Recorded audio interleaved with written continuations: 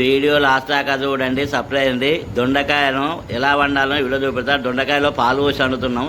ఇలా పాలు పోసి వండితే చాలా రుచిగా వస్తాయి. ఇక దొండకాయలు తెచ్చుకున్నాము, కొన్నిటిని శుభ్రంగా కడిగి చిన్న చిన్న ముక్కలు కోసుకున్నాం. దానికి కావాల్సిన ఐటమ్లు అన్నీ రెడీ చేసుకున్నాం. స్టవ్ అంటు పెట్టినాం, స్టవ్ పైన మట్టి కంచులు పెట్టినాం.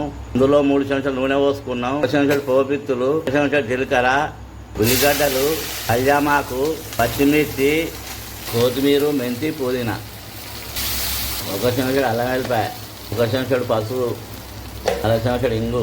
పచ్చివాసన పోయేదాకా ఇలా నూనెలో కొంచెం ఎక్కువ చేయాలి. దొండకాయలు పోసుకున్న దొండకాయలు వేసుకోవాలి.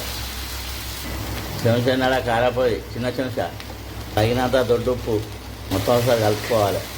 1 గ్లాసు పాలు పోసుకోవాలి. ఇది మొత్తం ఇలా కలుపుకొని 20 నిమిషాలు మూత పెట్టి ఉడికించుకోవాలి. కూర రెడీ అయింది. ఇలా కలుపుకోవాలి, స్టవ్ ఆఫ్ చేయాలి, దించుకోవాలి.